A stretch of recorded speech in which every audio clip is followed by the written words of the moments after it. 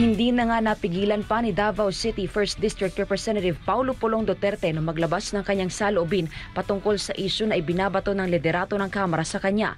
Ang paratang tumanggap daw siya. Sabi nito, sabihin ko din kay Madam Sara, oo naman, Madam Sara Duterte, nabudol po kayo. Masaya ka na. Next time po, Madam Sara Duterte, makikinig po kayo sa tatay nyo. Masaya ka na. Ano kala mo sa akin? Takot? Alam naman ni VP Sara Duterte na nabudol siya. Ang importante, kung anong gagawin niya sa susunod. Yun ang importante. Ang importante, sumusuporta tayo kay VP Sara Duterte dahil alam niya nang gagawin niya sa susunod. Diba? Oh, yun ang importante doon. Kasi lahat naman po tayo, alam mo, hindi ko kinukundina yung mga nabudol. Ulitin ko ha. Kasi may mga nabudol na aminado naman, nabudol. Okay, okay lang, walang problema. Sama-sama tayong babangon ulit. Parang narinig ko yun. Sa dumadaos-dos na Pilipinas, sasama-sama tayo. Yun ang importante, di ba? Pero wag ko ganon na yung iba dyan, nabudol na nga, ulitin pa. Paulit-ulit. Siya ng 51 bilyong piso mula sa unprogrammed funds ng kanyang distrito noong nakaraang kongreso. Ayon kasi kay Ako Bicol Party List at Chairman ng House Appropriations Committee, Congressman Elizalde Co, may report daw na may malaking pondo na nai-release sa Mindanao noong 18th Congress, particular na sa Davao. Pinasinungalingan naman ito ni Congressman Pulong at hinamon ang mga kongresista na maghanap ng bangko na magpapakitang may ibinulsa siyang bilyong-bilyong pondo. Sige. Gusto kaday mag-hearing tas Congress, ana ako ang ginaig. Gisulti pa ninyo, gibulsan 51 billion. Pangita ng bangko dari Pilipinas, mo release, ana. Naka. Kambayhana ka. Pangitaan patag 51 billion, mura man nagniagi sa opisina. Kami mga congressman, labihist rami. Nga, Speaker, DPWH, may muhangyo ko be. Coastal Road, akong tapuson, kay gitugdan siyang maigsoon, wa humana. At bakit? Ayan, linawin natin na sinasabi niya dito, wala namang natatanggap, wala namang iaabot sa yung pera na 51 billion. Hindi yun. Labis lang kami, meaning lalapit lang kami. Kunwari, may allotted kang budget na 51 billion. Halimbawa lang ha, 51 billion allotted budget, hati-hati yan.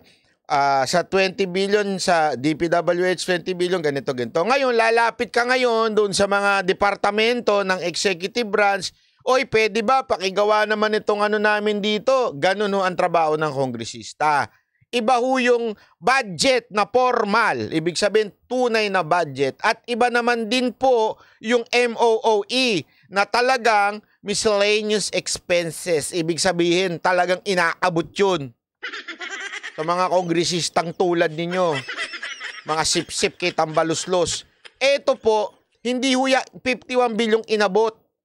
Yan ho yung mga proyekto Rin daw siya na hindi naman din tinatapos ng mga DPWH.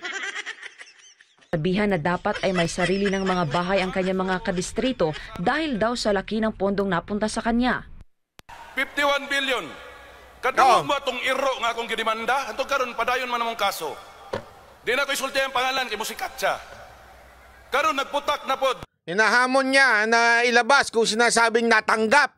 Kasi yung iba dyan, kumakapagbagaling, nakatanggap ng ano, kahit yung si Gagong Lipunan. Ganon din ang ano niya kay Pulong eh. Di ba? Wala naman. Mga ano yung mga marites, mga fake news. Kaya ano yan, reyna ng fake news is Bagong Lipunan eh. Nisulti na kada tao daw dapat sa akong distrito nanay balay tungod atong 51 billion. Oh. Tagpila nga balay akong buhaton, tag-isagatos.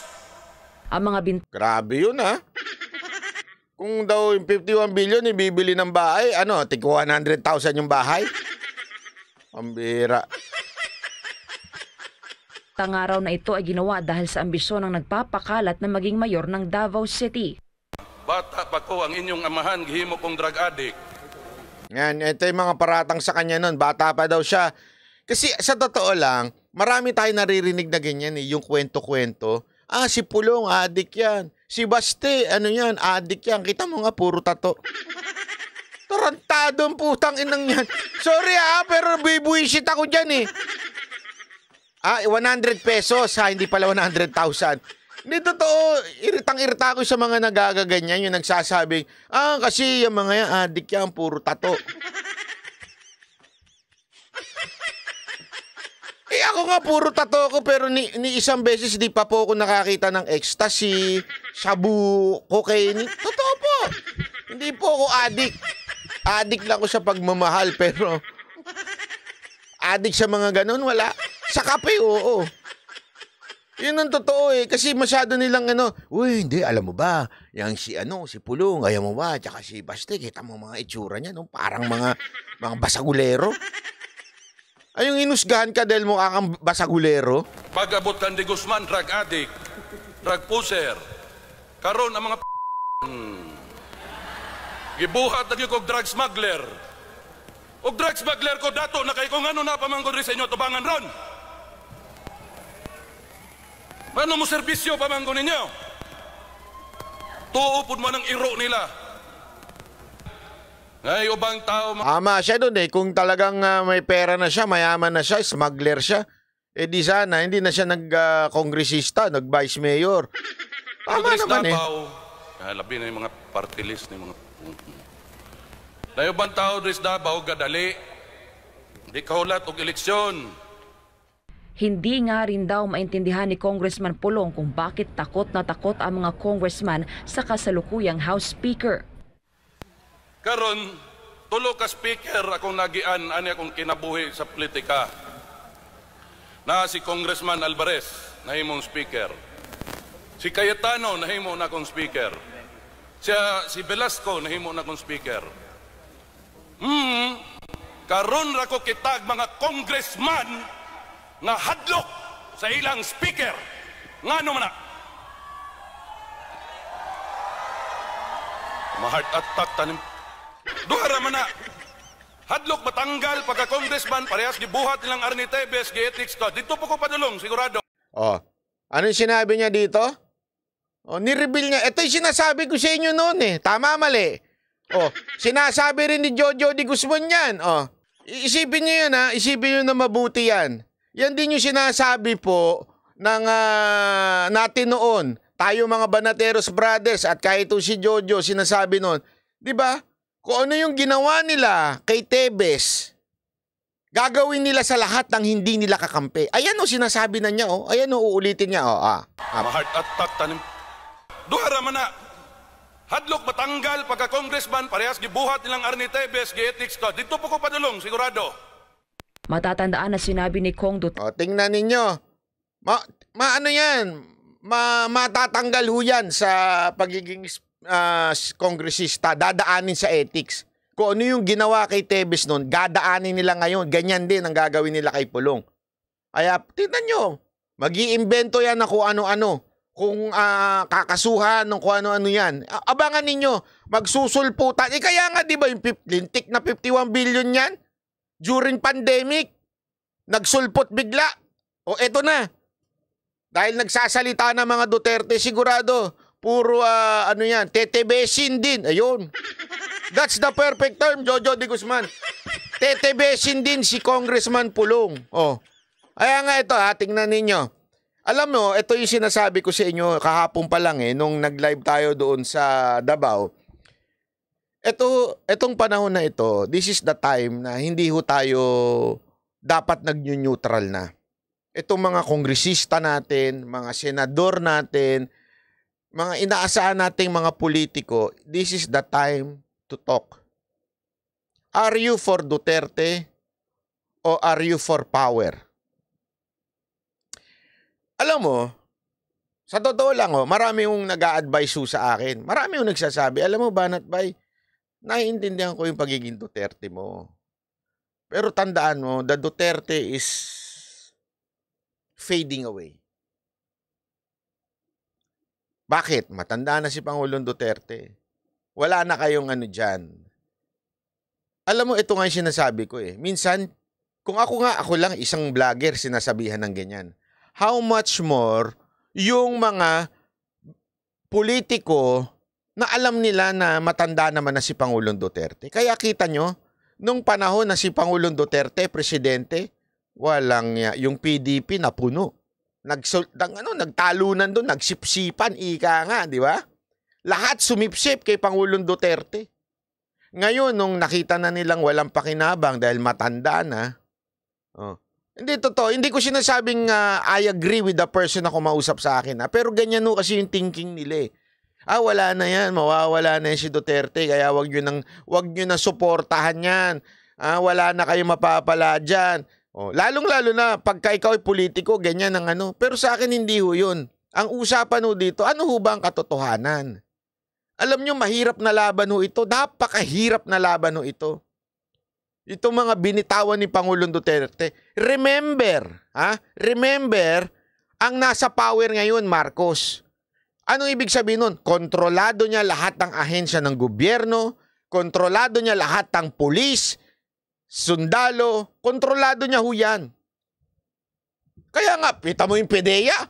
Aba, deny kagad eh. Tama, mali. Ang bilis mag-deny. Ang linaw naman po sa sinabi ni Pangulong Duterte noon.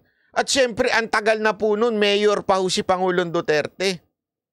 May paliwanag nga si Rocky dyan eh. Matagal na po yung listahan na yan. Malamang, binigyan ni Pangulong Duterte ng tsansa ito si Marcos noon. Nung presidente na si Pangulong Duterte. Kaya lang, may mga intelligence pa rin po si Pangulong Duterte nung siya ay presidente na. Kaya nga sinabi niya, di ba?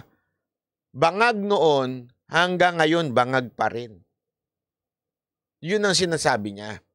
Pinaliwanag ko rin kahapon, bakit bangag pala? Bakit di natukhang? Kasi nga po, hindi naman tinutukhang yung mga addict lang at the same time hindi naman gumagamit sa bahay. Ang mahirap po kasi actually, meron din naman talagang konting problema dahil hindi mo naman pwedeng pasukin ng bahay. Ang pwede mo lang katokin, tanungin, sa barangay. Sa tingin ninyo, naka-report sa barangay yun? Siyempre, di ba, sinasabi nga ni Pangulong Duterte, kung mag-a-addict itong mga mayayaman, hindi naman po nila ginagawa yan sa loob ng bahay nila o sa loob ng club. Mga lang yung mga pasosyal. Hindi totoo yung mga nag-a-addict sa mga club, mga social climber lang po yan, mga small time ho yan.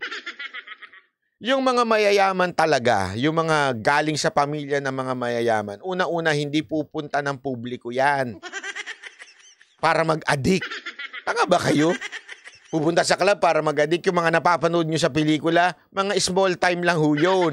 Pero yung mga big time, talaga nagyayati yan. Yung tipong wala makakahuli sa kanila. Ganun ang ginagawa. It's either private plane or sa yate ho nila ginagawa yan. Kasi they have the luxury of money. Di ba? O sabi na natin, eroplano o kaya barko para ho sila doon gumamit. Doon ho sila nagpa-party. Hindi ho sa bahay. Kaya hindi ho niya mahuhuli yon.